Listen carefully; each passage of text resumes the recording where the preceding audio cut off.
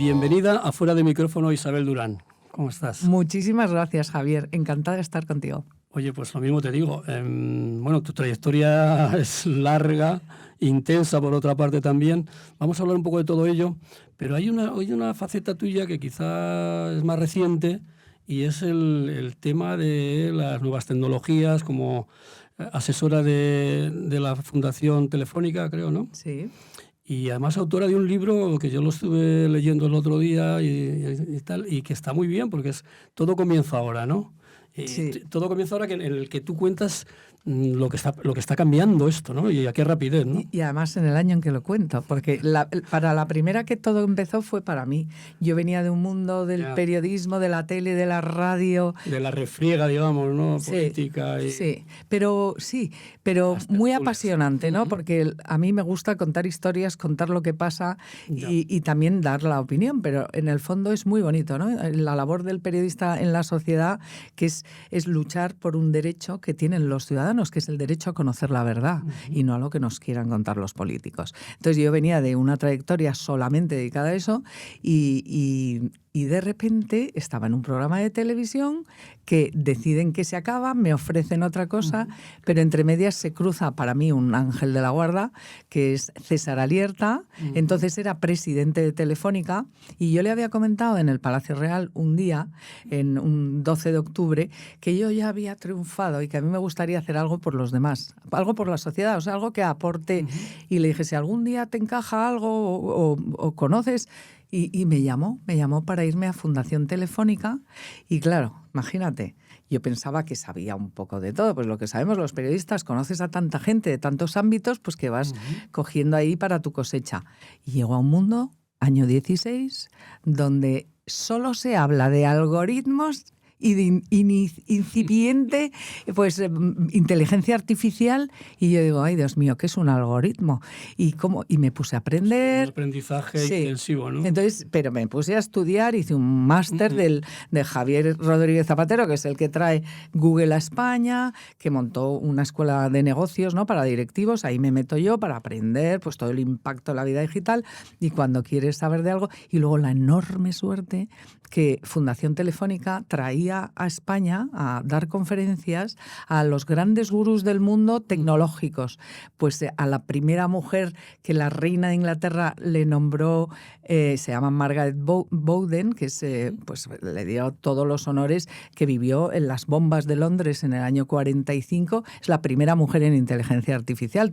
Yo comía con ellos, hablaba con ellos y entonces decidí escribir ese libro que dije, además, ¿quién me lo presenta? Me acuerdo que hablé con Iñaki Gabilondo. Y te lo presentó un humanoide, ¿no? Claro. Sí, he visto el vídeo es muy divertido. Lo googleé y dije, ¿quién me lo presenta? Herrera, Iñaki, que... Oye, a mí me gusta llevarme bien con todo el mundo. Y de repente dije, ¿pero qué va? Un robot. Esto, y googleé, y ningún robot todavía había presentado ningún libro. Bueno. Y entonces yo había visto, en mi libro contaba cómo en el Parlamento británico habían hecho una comisión muy bonita en la que se llamaba, es una comisión sobre el trabajo. Y entonces habían llevado a un robot, que esto lo programas, claro, para ver si nos iban a quitar el trabajo los robots. Y entonces localicé a un español que tenemos, que es un genio, que tiene la mayor colección de robots de Europa. Le conté la idea, oye, me gustaría que mi presentador fuera un robot. Le entusiasmó la idea y le programamos al robot, que hablaba hasta de la verbena de la paloma, porque estábamos en Madrid. Bueno, muy bonito, porque se trataba de aterrizar a la sociedad lo que yo había tenido que aprender 2 años enteros viendo tecnólogos, viendo científicos, ética en inteligencia artificial. Hay un español que es un gurú maravilloso que había escrito un libro que se llama Ética para máquinas. Bueno, en fin, yo hablé con todo ese ecosistema de gente impresionante. Me fascinó porque además tiene unas implicaciones a futuro en el ser humano, que hay que tomar decisiones y que hay que implicar a la sociedad. Y bueno, ya ves que me entusiasmo. Y entonces inicié esa vida y estuve francamente feliz. Esa vida que calificas así de apasionante y tal, no sé si en algún momento echabas de menos pues no sé, todo tu anterior trabajo de investigación. Ahora que hay tantos casos de corrupción, pues tú ya en los años 90, e incluso antes, ya estabas sacando cosas que eran auténticos escándalos. O sea, que la corrupción no es de ahora, ¿no? Tiene largo recorrido. Pero también... En la política y en los negocios, ¿no? Fíjate, a mí yo me quería desintoxicar. O sea, yo como digo, tengo el disco duro muy rayado, fíjate que mal quedo mal con la gente porque no me acuerdo de los nombres. Ahora te digo el día que Mario Conde o Javier La Rosa hicieron no sé qué, porque mi disco duro se ha llenado de cosas que humanamente no me satisfacían nada, que eran casos de corrupción. Es verdad que era muy bonito porque tus fuentes eran presidentes de bancos, gente muy importante que sabía el rigor con el que escribías. Yo escribía entonces con Pepe Díaz Herrera y realmente teníamos unas fuentes impresionantes. Era investigación pura y dura porque te daban un hilito y tú seguías. Pero era muy bonito. Y yo en realidad cambié de vida en el sentido que quise desaparecer del mapa.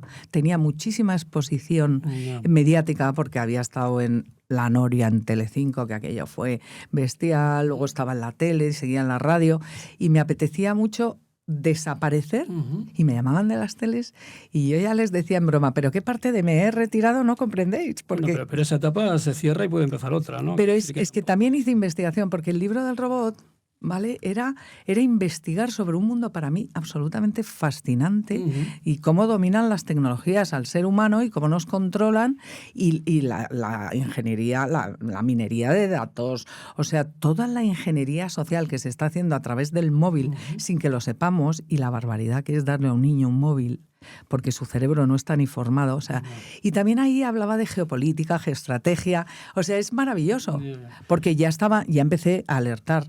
Hablé con el CNI, que me pusieron una fuente que se llamaba Lola, nunca sé quién fue, y me mandaba unos informes sobre, fíjate que aquí en España en aquella época ya habíamos vivido el proceso y tal, sobre toda la manipulación que se hacía con los bots, las granjas de bots, etcétera, etcétera. O sea que yo seguía haciendo investigación. Pues los bulos se cuelan, las imágenes que no se corresponden con el... Sí. Con el suceso. Exacto. Y los bulos destruyen la democracia porque al final minan la fe de la gente en la democracia, ¿no? Es muy grave lo que ha hecho Rusia y lo que está pasando no solo en España. El Brexit fue un puro bulo y fue el primer gran ensayo masivo de manipulación porque iba a perder, y con Cambridge Analytica, que luego les condenaron, cerraron, hubo una gran investigación en el Parlamento británico. Bueno, pues eso fue un ejemplo de, o sea, Goebbels, pero en modo bestial, vía algoritmos, cómo se asustó a la población y consiguieron que en el último momento cambiaran el voto. Es muy apasionante. De todos los avances estos, ¿cuál es el que te parece más el que más te impresionó, el que más importante te puede ser? Quizá el de la IA, la inteligencia artificial, o porque claro, ahora mismo... Ahora todo es inteligencia artificial. Claro. Estamos dominados. Pero es muy importante la inteligencia artificial y es maravillosa porque el hecho de que las tecnologías han avanzado exponencialmente, son tecnologías exponenciales. Entonces, el hecho de que ahora un médico pueda operar a una persona en África que hubiera estado abocada a la muerte y que lo haga con un Da Vinci o que lo haga ayudando, o que las radiografías se lean millones de radiografías que tienen más veracidad que la que pueda ver un médico por mucha experiencia que tenga, es impresionante. O en la India, que se ha hecho con el iris, pues se ha conseguido erradicar enfermedades simplemente con el iris y la inteligencia artificial. Eso fue una cosa que hizo Google, que implantó. Bueno, hay cosas verdaderamente que son muy beneficiosas para el ser humano y para la humanidad, pero hay otras que para mí es lo peor, que es... ¿sabes? Los peligros que tiene también, ¿no? Los peligros... Claro, pero la creatividad también, de alguna forma, no es que desaparezca, pero si tú tienes la posibilidad de que la inteligencia artificial te facilita el trabajo, quizá tú, no sé. Sin duda, la creatividad, porque ya hay el esfuerzo dibuja, también, quiero decir, tú ya no tienes que tener esa dedicación. Tú mira los memes ahora que salen con la parejita que han pillado en Coldplay y la Kiss Cam esta, pues resulta que tienes uno que es Munch, porque ya te hace el dibujo de Munch. Otro si quieres te lo hace como Monet, o sea, es que da igual, pero a mí lo que me parece verdaderamente peligroso, porque Internet nació como un invento que ha cambiado la humanidad, y el móvil, el iPhone también, porque fue el iPhone, existía Nokia, pero quien triunfó fue Steve Jobs. Es maravilloso, pero tiene un problema enorme. Hubo un periodista norteamericano, que ahora no me acuerdo el nombre, que escribió un libro sensacional que se llama, fue el primero que alertó de eso, se llama El filtro burbuja. Entonces, Internet, que nació para comunicarnos con el mundo y las grandes plataformas, Facebook, tal, era para comunicarnos y unirnos a todos, lo que está haciendo los algoritmos se llama filtros burbuja. O sea, si tú eres del Barça y tú eres del Real Madrid, lo digo por no meternos en política, resulta que a ti te va a llegar siempre cosas, al del Barça, cosas horribles del Real Madrid y al otro solo horribles del Barça. De tal manera que o engañas a los algoritmos y o tienes un pensamiento crítico que los periodistas, algunos podemos tenerlo, y que no vamos con las orejeras, recibes impacto de todo tipo de noticias. El problema es que la gente, lo que está haciendo Internet y el filtro burbuja, es que está poniendo orejeras a la gente de tal manera que el tío que es de Vox se embrutece porque solo ve cosas horribles de tal y tal. Y no sabe lo que piensan los otros. El que es de... Claro, y solo le llegan noticias que reafirman su verdad y lo que provocan es un choque bestial de intolerancia y yo estoy absolutamente alarmada por la polarización en estos años que me he ido. Ya empezábamos hace tiempo, ¿no? Pero ahora la polarización, que además magnifican y amplifican los algoritmos, están haciendo generaciones peligrosamente encorsetadas en pensamientos únicos, incapaces de tener una visión tolerante, de disfrute del que piensa diferente. Y a mí eso me preocupa mucho. En la presentación del libro, cuando presentaste el libro de Todo comienza ahora, hacías también hincapié en la cantidad de datos que vamos dejando y que de alguna manera no sabes qué va a pasar con ellos. Pues gente que pone fotos de sus hijos o que gente que... O sea, todo eso no sabemos luego, ¿no? Vivimos... El destino, ¿no? Claro. Porque eso sí se mantiene ahí, ¿no? Los niños que están naciendo ahora, pocos, desgraciadamente, van a vivir en el siglo XXII. Y de aquí al siglo XXII, en 30 años, ya lo están alertando los grandes gurús de la inteligencia artificial, podemos llegar a la singularidad. Quiero decir que estamos en un momento muy delicado. Y en la época en la que yo escribí ese libro, en el año 16, todavía la gente no era consciente de que además de tener la huella digital, la huella humana en la que la policía tienes que poner así, el pasaporte y te tienen localizado, los seres humanos que usamos Internet, que ya el mundo entero, hay 6.000 millones de personas conectadas a Internet, resulta que tenemos una huella digital.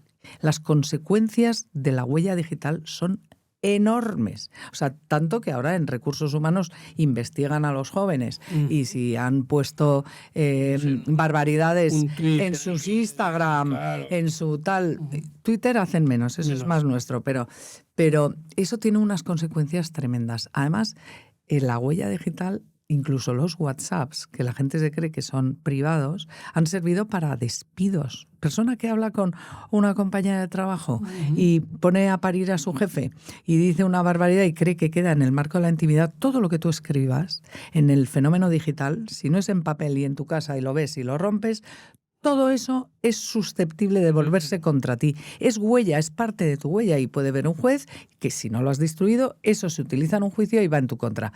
Bueno, yo alertaba de lo que es la huella digital, ya empezaba a ver doctrina jurídica de sentencias con condenas, con despidos, etcétera, etcétera.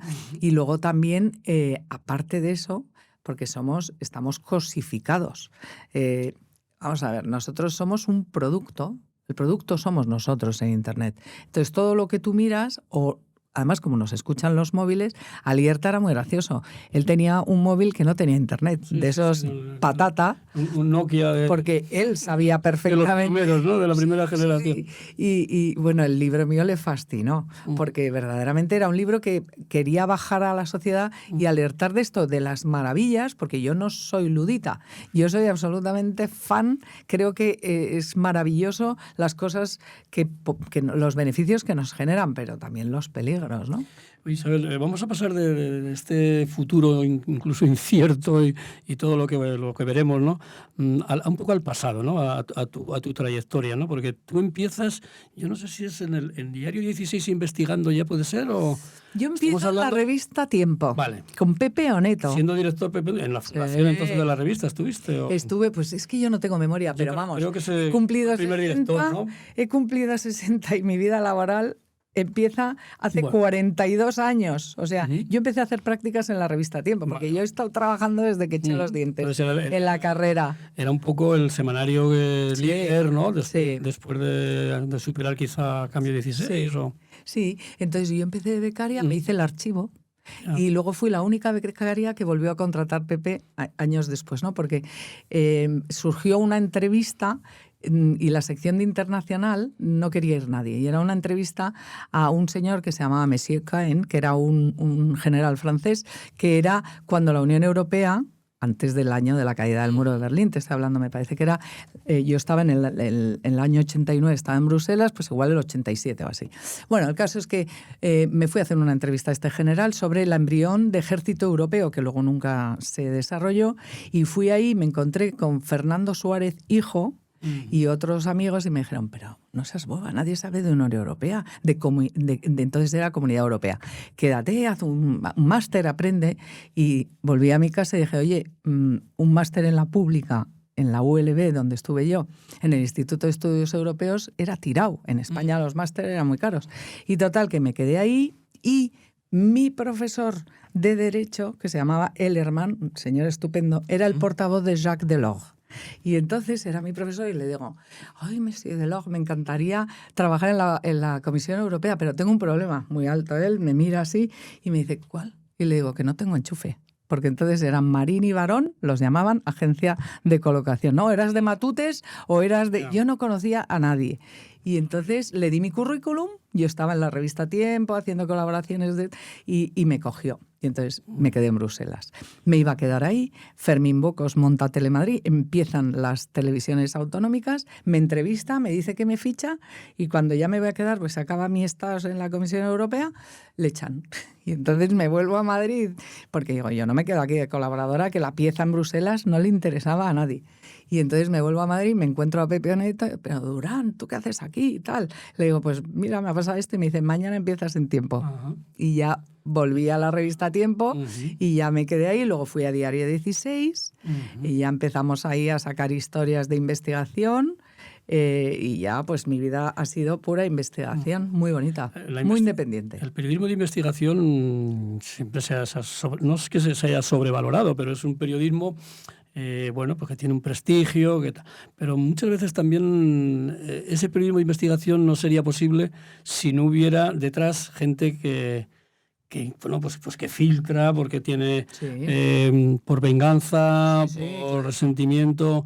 Bueno, tú has vivido todo eso y luego es un tema muy delicado porque, claro, como me comentabas fuera de micrófono, mejor dicho, al final te ocasiona pues querellas, querellas criminales, lesiones muy fuertes, ¿no? De grupos económicos, supongo, ¿no? Sí. Cuenta un poquito por cómo es la actividad del periodista. A ver, a mí me parece el periodismo más auténtico, más bonito, porque es ir más allá de la epidermis. Normalmente, y además con las crisis que han vivido los medios de comunicación, pagar un equipo de investigación es muy difícil, muy caro, porque tardas mucho tiempo en sacar las historias, unas salen, otras no salen. Hay que distinguir siempre entre el periodismo de filtración y el periodismo de investigación. El de filtración, el Wikileaks de turno, es un periodismo donde te dan un montón de dosieres y tú verificas y sales con la noticia. Nosotros hacíamos periodismo de investigaciones, ¿verdad? Que te podían dar un papel, pero podía ser falso, ¿no? Entonces tú empezabas a tirar del hilo, hablabas con uno y entonces es maravilloso porque desde terrorismo hasta corrupción política, en todos los niveles económica, bestial, yo me dedicaba a vivir, a contar esas historias, ¿no? Más allá de lo que se veía en la prensa diaria. A ver, tuvimos la enorme suerte con un trabajo muy duro detrás, porque fíjate, o sea, esto surge, esta vida mía. Yo tengo mi primer hijo, que ahora tiene 30 años, y entonces había crisis en Diario 16, yo tengo a mi hijo y me llega un ramo de flores a la donde paríamos las mujeres. No, o sea, sí, no, bueno, pero quiero decir, no, a la Concha, ahí, a la Jiménez Díaz. Sí, a la... Pues me llega un ramo de flores y la carta de despido. Tú fíjate, afortunadamente ahora a las mujeres se las trata de otra manera y tienes una protección, no te pueden despedir. Entonces el Guti, que era buen amigo, tenía una crisis en el periódico bestial y tenían que cortar por ahí y tal. Y entonces nos fuimos y nos dedicamos a escribir libros. Y entonces a partir de ahí fue un éxito porque eran libros que contaban muchas cosas, contaban muchas historias. No perdimos jamás una querella, jamás perdimos una demanda, que tuvimos solo una, pero querella criminal tuvimos y siempre ganamos, porque éramos el dato, el rigor, o sea, nada que no estuviera hipercontrastado se publicaba. Y entonces nuestro jefe era el mercado, mi jefe, he dicho siempre es el mercado, porque Planeta, entonces yo trabajaba en varias, nos contrataba siempre de empresas de ese grupo, te ponía un dinerete encima de la mesa que te daba para vivir muy bien un año, al margen de los medios de comunicación, con lo cual no tenías dependencia de ningún grupo, de los intereses económicos de nadie. Sí, trabajabas pensando, o sea, trabajar para el libro y, claro, y para la editorial, ¿no? Y luego, si vendías, te volvían a contratar y si no vendías, no te contrataban. Y nosotros estuvimos así 8 libros, año tras año o año y medio como mucho, pues siendo bestsellers, ¿no? Y ahí... En aquella época de la que llaman la Beautiful, ¿no? De los Javier de la Rosa, los Mario Conde, los hermanos, los primos Alberto, los hermanos. ¿Tuviste, con los que más problemas tuviste fue quizá con Javier de la Rosa? Y Mario Conde. Y Mario Conde también se quilló contra... Mira, una historia impresionante. Claro, ellos, por otro lado, eran los propietarios o los más influyentes en los medios de comunicación que podían cerrarte puertas, con lo cual te estabas jugando, ¿no? Fíjate, y tanto. Nosotros escribimos un libro que se llamaba El saqueo de España. Sí. Hicimos una prepublicación en Diario 16, estando fuera, que era el chantaje al rey, que era el intento de chantaje de Mario Conde y Javier de la Rosa. Me acuerdo que entonces colaborábamos también con la cadena COPE, que éramos equipo de investigación de Antonio Herrero, fíjate. Y no estaba Antonio Herrero, total que cuando salió la noticia nos llama Iñaki Gabilondo y vamos a la SER con todos los datos. Lo desmintieron absolutamente Javier de la Rosa y Mario Conde, y como en esa vida profesional, yo cuando llamaban de repente a casa, estaba escuchando, es que me acuerdo porque me parto de risa, cintas magnetofónicas de esas que había, y había contestador automático. Yo metía corriendo la cinta que tenía ahí al lado de Julio Iglesias mezclado con, me da igual, la María Dolores Pradera o quien fuera, me da igual, metía y ¡pum!, grababa lo que decían, ¿no? Y entonces ellos pusieron una querella criminal, la Fiscalía General del Estado abrió una causa contra nosotros, fuimos a declarar, yo busqué todas las tintas, las llevé a las tintas, nos entraron en casa cuando estábamos durmiendo para robar todas las cintas. Eso vino la Guardia Civil. Bueno, fue una cosa de intimidarte muy profunda. No, yo no digo quién entró porque nunca se ha sabido. Ahí está esa denuncia, esa violación para asustarte, pero no encontraron nada. Allanamiento de... Sí, y entonces lo llevamos a la Fiscalía General del Estado y es la primera vez que la Casa del Rey, entonces estaba Fernando Almansa, y hace un escrito. La Casa Real era Fernando. Era Fernando Almansa y hace un escrito diciendo que todo lo que decíamos era verdad. O sea, la parte que hablábamos de la parte de la jefatura del Estado y del intento de chantaje, ¿no? Y entonces, al escuchar las tintas donde decían todo lo contrario que decían en público, ¿vale? Y el rey, y entonces, por supuesto, ganamos 2 querellas criminales y nosotros decíamos la verdad, o sea, quienes no la decían eran ellos, ¿no? Hay otro libro que te ocasionó bastantes problemas, fue el de ETA, el chantaje a Euskadi. El saqueo. El chantaje también. Sí. El saqueo a Euskadi. ¿Tuvisteis amenazas? Incluso hubo pintadas en nuestra casa. Sí, fue muy tremendo. Habíamos escrito previo a ese libro. Entonces 2 hijos pequeños, sí, claro. Claro, mi hija pequeña acababa de nacer. Y habíamos escrito previamente una biografía de Arzallus, no autorizada naturalmente, que retiró a Arzallus de la política, porque pensaba que íbamos a sacar unas cosas que no llegamos a sacar. Y entonces escribimos lo que yo digo siempre es el Big Data sobre ETA, ¿no? Yo me pasaba el día en la Audiencia Nacional con Fungairiño, con los fiscales, valientes, o sea, España ha tenido gente espectacular, ¿no?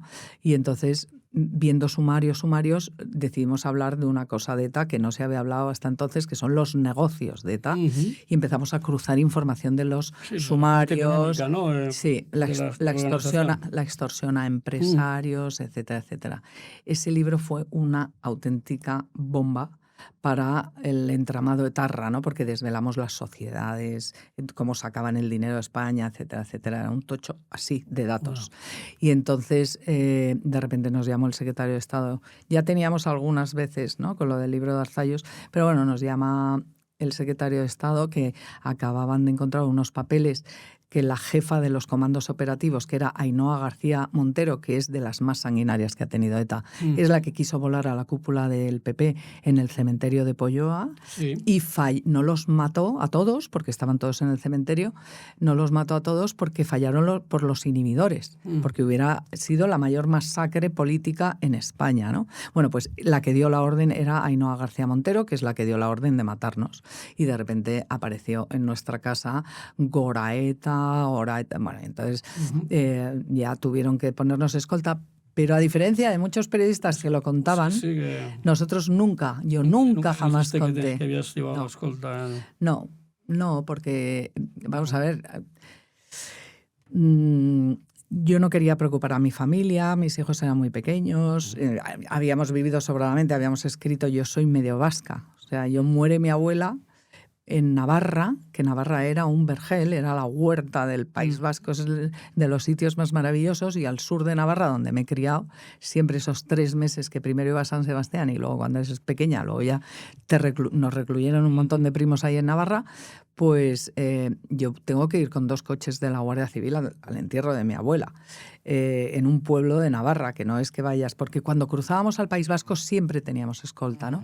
Pero ahora ya teníamos, bueno, el caso es que al final no es mérito, o sea, lo que tenemos es tantas y tantos ciudadanos de bien. Yo tengo familiares que también han sido víctimas de ETA, etcétera, pues con atentados, y entonces realmente que ahora los jóvenes no sepan, ¿no?, lo que ha costado la democracia en España. Es que ahora incluso, bueno, el Bildu, que digamos que son los herederos políticos, como quiera llamarlo, la portavoz de Bildu en el Congreso incluso dice cómo como que pretende explicarnos cómo hay que ejercer el periodismo y cómo hay que controlar, no controlar los medios, sino la libertad de información, supongo, ¿no? Es tremendo. Ella tiene una buena escuela, ¿no? Sí, no.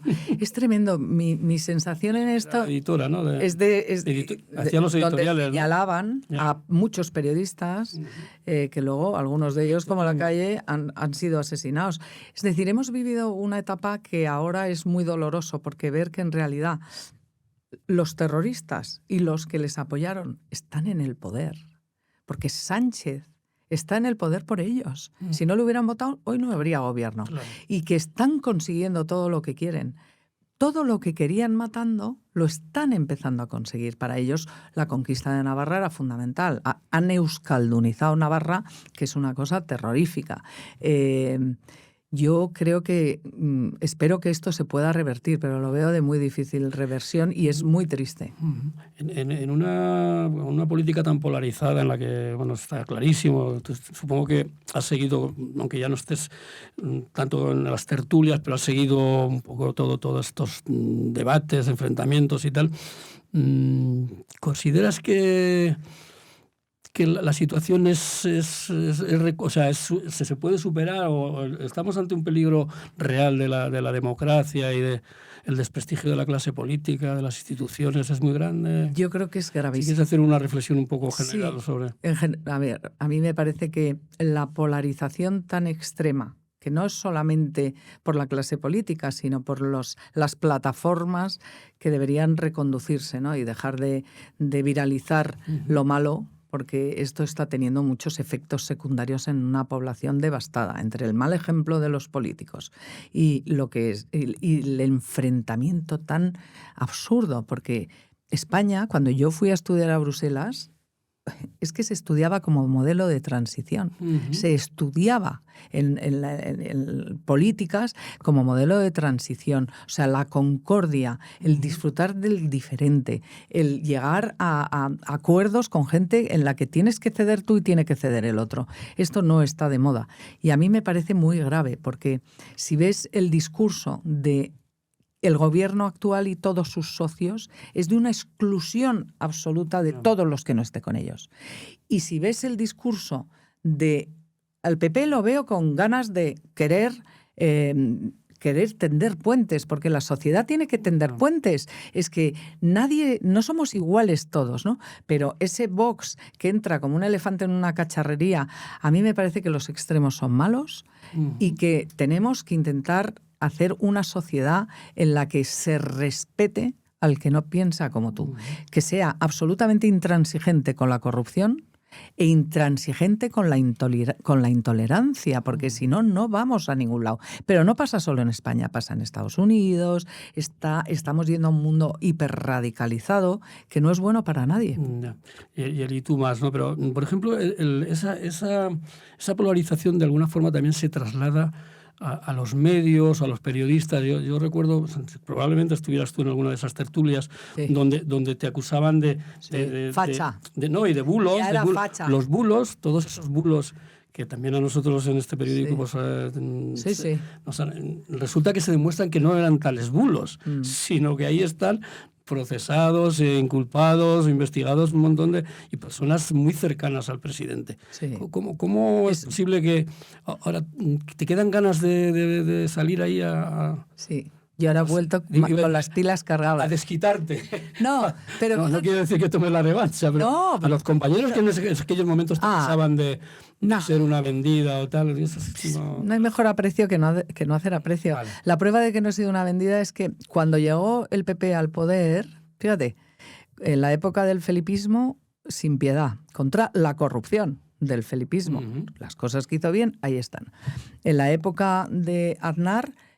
cuando llegó al poder, el primer libro no le gustó nada al PP. Era un Aznar con la tirita en la boca y entonces les enfadó. O sea, el poder no le gusta a la prensa independiente, no la quieren. Pero ahí está mi trayectoria. Jamás a mí me llegaron a ofrecer una vez ir a Moncloa y dije que no. Estando gobernando Aznar, en la segunda etapa del gobierno Aznar, dije, no, yo soy periodista, pero me gusta el periodismo y me gusta la labor social del periodista, ¿no? Y entonces, es que a mí me da igual de lo que me acusen. Ya en la época, aquella época dura donde empezaron las tertulias salvajes como la Noria, ¿no? Ya pasaba que estabas con alguien que no pensaba como tú y era capaz de decir... Ahora mismo aquí está lloviendo, cayendo chuzos de punta sobre datos del tema que estás hablando y dices, no hombre, no, si estamos en una aula cerrada no vemos. Y dice, no, eso es mentira. Y te desacreditaban, decían, eso es mentira porque no importan los hechos. La verdad no importa, importa el relato. Y yo voy a decir que lo que tú dices es mentira, aunque sea absolutamente verdad. Pero fíjate una cosa muy bonita de esa época. Yo, por ejemplo, de mis grandes amistades era María Antonia Iglesias. Y luego, pues ya se supo, ¿no? Porque al final yo la quería un montón y María Antonia y yo era un coco impresionante. Tenía sus formas absolutamente pues fuertes y tal, pero era una bellísima persona y yo la quería. Y entonces... Creo que eso ahora no está, no lo sé, a lo mejor estoy fuera, no creo que esté pasando porque veo que hay unos odios cainitas aquí entre periodistas, si escribes aquí y no estás aquí, entonces te desacreditan. He visto cosas tan horribles como lo que le han hecho a Ketty Garat aquí en The Objective. O sea, estamos entrando en un nivel que me parece tan carroñero, tan bajo y sobre todo tan tirar a la basura lo que debe ser la labor de la prensa. La prensa está para informar. Pero tú que defiendes esa libertad y esa independencia, ¿cómo valoras, por ejemplo, que los partidos políticos coloquen a periodistas en tertulias? O sea, son periodistas, se supone que los que no son elegidos probablemente por la dirección de la cadena, sino que van de alguna forma en la cuota de... A mí, fíjate, ¿eso qué te parece? Me parece atroz. A mí nunca me ha colocado nadie. A lo mejor me muero de hambre ahora que ya estoy otra vez en el mercado, pero vamos, te quiero decir, yo a mucha honra. A mí no me gustaría, oye, cada uno pues tendrá su circunstancia, pero no me gusta. Igual que te voy a decir que no me gusta que se mezcle políticos y periodistas en la tertulia, porque también están contaminando la labor del periodismo. Que se hagan políticas tertulias de políticos, me parece que el ciudadano distingue perfectamente. En el momento que entremezclan y estás equiparando la labor informativa, que puede ser con opinión, por supuesto, en una tertulia, pero ya es un totus revolutum que confunde, porque hay que volver a reivindicar la esencia del periodismo y el valor que tiene el periodismo para la sociedad, que es que los ciudadanos tengan derecho a conocer la verdad. La verdad existe. Esta posverdad que se han inventado algunos para desacreditar todo lo que no les guste y que lo que no quieran que el ciudadano se entere diciendo que es todo mentira y que no existen los hechos existen, es de día, es de noche, o sea, no vale todo. Y creo que hay veces que las crisis son oportunidades y creo que sería una buena oportunidad para que se vaya viendo, yo creo que lo estamos viendo, medios como este y algunos otros, oye, que todos los medios claro que tienen opinión. Tienen opinión, ¿cómo no van a tener opinión? Pero tienen que dar información veraz. Y ahora ya, en este momento donde se lanzan comunicados contra prensa, contra periodistas, contra la labor de informar, que luego se está demostrando en los tribunales, que son... Mira, yo estoy escribiendo ahora un libro. Y estoy escribiendo... ¿No nos puedes adelantar? Sí, es sobre todo esto que te estoy contando, sobre los verdaderos héroes, que no deberían serlo, pero lo son, de la defensa, del último bastión de la defensa de la democracia en estos momentos, están siendo los jueces, los periodistas, los fiscales, la UCO, la Guardia Civil, la UDEF. Entonces, ese es mi libro, ¿no? Estoy contando un poco estos años que yo he estado fuera. Yo quiero hacer una especie como de homenaje y contar lo que está pasando en España, lo que ha pasado, hablando con todos ellos, o con quienes pueda hablar y quieran hablar. Me refiero en el ámbito judicial y tal, tiene que haber una normal discreción, pero me parece importantísimo. La corrupción es un tema que no es de ahora, que viene desde que estamos hablando de los años 90, incluso 80, con Felipe. Es un problema que no tiene ni partido ni ideología. Al final todo el mundo, bueno, son todos iguales. Eso es peligroso. A mí todo el mundo son corruptos. No, pero el poder corrompe. Sale corrupción previa a, no sé, la corrupción en el entorno del presidente, con tal. Ahora sale Montoro. Entonces, bueno, pues al final... La conclusión, todos son iguales. El poder corrompe. Yeah. Y el poder absoluto corrompe absolutamente. Esto no es mío, esto es más viejo. Y lo que pasa es que las democracias tienen que tener contrapesos. Controles también. Y tienen que tener sus controles. Y en España se han ido quitando los controles. Y por eso hay una corrupción tan grande, y la ha habido en otras épocas, y lo que hay que hacer es establecerlos. Mira, ahora el grupo Greco, el grupo de Estados contra la Corrupción, la Unión Europea, viene alertando a España desde el año 18, diciéndole a usted, tome medidas contra los lobbies. Es que es lógico, pero si el ser humano... Es fácil corromperse, sobre todo cuando por dar esta obra tú te puedes llevar esto. Pues ponga usted controles para que nadie se lo pueda llevar, porque la tentación está ahí. Y la gente, pues hay mucha necesidad, pero si se pusieran los controles necesarios, disminuiría. Yo no digo que se erradicase, que se consiga erradicar completamente, pero siempre habrá algún caso de alguna gran compañía o de algún... Pero los corruptores, cuidado, no siempre son las empresas, ¿eh? O sea, porque hemos visto, por ejemplo, en algún sumario actual, que dicen los empresarios, es que si no hablo con fulanito, no me van a dar las obras, porque de hecho no me las están dando. Me quitan del mercado, ¿no? Entonces, esto hay que atajarlo y se puede solucionar, y sobre todo porque la sociedad necesita de políticos y necesitamos políticos honrados, decentes e instituciones que no estén absolutamente dopadas, porque en estos momentos ya no es En la época de la transición hemos vivido personas que dejaban empresas y negocios importantes para dirigir el país se suponía por servicio. Al servicio de los españoles, claro, el bienestar de los españoles, ¿no? Sí, porque tienes... Se planteaba de otra manera. Es otra manera, y ahora el que se va de la empresa privada lo laminan, encima te trituran porque pasas por una trituradora reputacional espectacular y nadie le compensa, solo va la gente que no se gana la vida fuera de la política. Y eso es muy peligroso. Y hay que volver, yo creo que puede haber una vuelta atrás, si se quisiera. Pero en este momento no veo yo a estos políticos por la labor para nada, porque vamos a ver, dime el nivel de los políticos españoles en general, con honrosísimas excepciones, ¿eh? Pues es difícil. ¿Qué más tiene que pasar para que pues, un presidente de gobierno decida poner fin a una legislatura o plantear...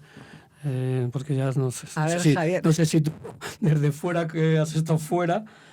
nunca habías visto una situación similar a esta, supongo, ¿no? Ni en Europa. Te quiero decir, vamos a ver. Has vivido muchas historias. Hablando con jueces italianos, franceses, Manipulite, o sea, es que escrito de justicia, esto no tiene precedentes. O sea, el deterioro institucional y democrático que está viviendo España no tiene precedentes. Y tampoco tiene equivalencias en la Unión Europea. Sí tiene una, pero no en la parte de corrupción absoluta, que es un Estado fallido, que es Bélgica, ¿no? Pero estamos llegando a convertirnos en una suerte de Estado fallido y lo vimos en la Dana. Entonces, no tiene precedentes. Yo creo que lo que ha pasado, por ejemplo, la obligación constitucional de presentar presupuestos. Otra cosa es lo que haces si no te los aprueban. Es que hay una obligación constitucional que se está obviando. O sea, ahora ya vivimos en la política de que ni lo que tiene que ser una obligación primera, la principal obligación de un gobierno es presentar unos presupuestos. Luego tendrás la actitud moral de si no me los aprueban, disuelvo, como Felipe González, o yo me quedo, y es que ya yo me quedo y no presento ni presupuestos, porque yo lo que quiero es vivir del poder. Yo creo que, ¿sabes lo que pasa? Me da la sensación que se aprovechan de la ignorancia del ciudadano. Es como si a un ciudadano le dicen, no, oiga usted, no, pues yo no presento mis impuestos. Yo no presento mis impuestos porque no me da la gana, ¿no? Ya tienes Hacienda que te va a obligar. Yo creo que ahora lo que hay que poner en España es un organismo o cambiar las leyes necesarias para que esto no se pueda volver a producir, porque es que no estaba previsto. El legislador, todos los constitucionalistas que hicieron la gran transición española con todos sus defectos, pero en un viaje ejemplar hacia la concordia nacional y hacia la homologación de España como país democrático, resulta que nunca previeron jamás que fuera desde dentro, desde las instituciones, un gobierno el que fuera a dinamitar las propias instituciones y a saltarse los mandatos constitucionales, como el de presentar unos presupuestos. Claro, entonces, ¿qué pasa? Que el Estado no tiene defensas para actuar contra esta voladura interna, ¿no? de la propia democracia española. Decías que los jueces, los periodistas, son un poco los que pueden de alguna manera, ¿no? Sí. Pues hacer un contrapeso, Guardia, ¿no? Y tal. Policía. Pero probablemente el periodismo también tenga mucho de lo que...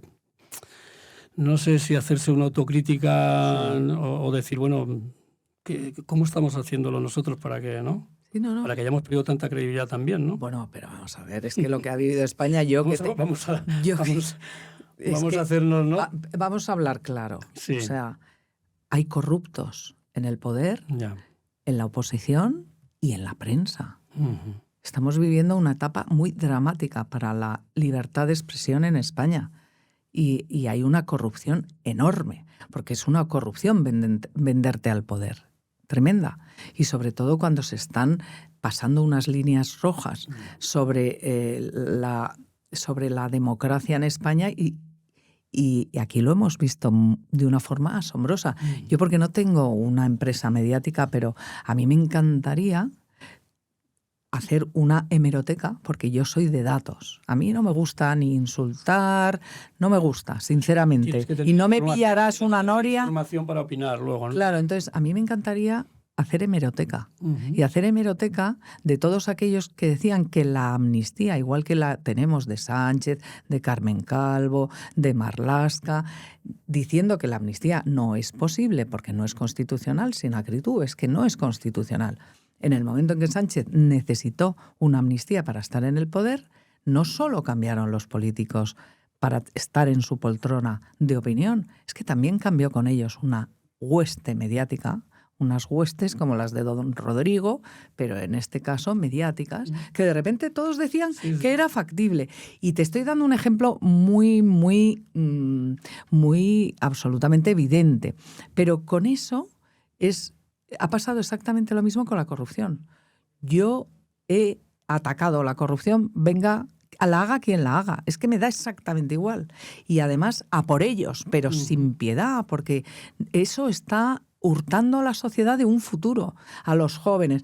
Está dejándose de invertir en sanidad, en carreteras, en tal, porque todo lo que nos roban es un deterioro democrático, pero también moral, porque le estás quitando la esperanza a los jóvenes en la credibilidad, en el deseo de tener política, de creer en la política, en la democracia. Todos incluso pues, más recientes, ¿no? Es decir, somos feministas porque somos socialistas, pero luego nos vamos de puta. Y luego son el peor machismo caciquil, pero no creo que existiera ni en siglos pretéritos, porque es repugnante, pero verdaderamente repugnante, y que paguemos con nuestros horribles y sangrantes impuestos, estemos pagando a las Jessicas de turno y que no haya pasado nada, pero que no les pase factura. Es un ejemplo además para los jóvenes bastante, ¿no? Y que diga el otro día en el Congreso un representante de los que le votaron que, bueno, en este caso son 4 corruptos, los preferimos de los nuestros a los otros. ¿Pero ustedes se creen que tenemos que aguantar que estén institucionalizando la corrupción y que les parezca fenomenal? Prostitutas pagadas con sueldo público, mordidas a granel. El otro, que si Ministerio de Hacienda utilizado, para mí también en el Ministerio de Hacienda ahora ha tenido que dimitir, el del Tribunal Económico, porque resulta que se lo estaba presuntamente también llevando crudo. Quiero decir, esto es intolerable, pero intolerable lo cometa quien lo cometa. Por eso esto está causando un daño muy grave a la sociedad, porque no podemos quitarles entre la vivienda. Fíjate, quienes llegaron resolviendo, iban a luchar contra la corrupción y iban a conseguir una vivienda digna para todos. Resulta que ahora tenemos la mayor dificultad de acceso a la vivienda, que es un bien de primera necesidad, y tienes a los jóvenes que ganan, no les da para tener un alquiler. No pueden tener un alquiler porque no lo pueden ni pagar. O sea, estamos en una sociedad muy preocupante, pero yo tengo esperanza. Creo que se puede cambiar. Y el papel de la prensa y que se está haciendo me parece muy importante. Pues muchas gracias. Así que enhorabuena. Muchas gracias, Isabel, y que ha sido un placer. Podríamos seguir charlando, pero el tiempo... Ya ves que no callo. No. Yo tampoco. Venga. Te quiero contar solo una cosita de despedida, muy de despedida. Breve. Mira, ahora que Zapatero puso tan de moda, desgraciadamente, los abuelitos, yo tengo 2. Uno era muy amigo de García Lorca, del de mi padre, que en casa tenemos unos cuadros dedicados por García Lorca, a mi padre, y el otro era diplomático, embajador de Franco, director de política exterior. Creo que la educación en tolerancia, en que somos diferentes, eso que hoy tampoco no se está contando a los españoles, que ha habido esa gran reconciliación nacional, y en mi caso no se llevaron mal, pero porque además uno murió de un infarto con 50 años, pero te quiero decir, es lo que hay que pedir. La educación es importantísimo. La educación que hacen pedagogía los medios de comunicación, pero la educación a la sociedad es fundamental para que España vuelva a ser un país de gente que lo es, maravillosa, pero no gente enfrentada.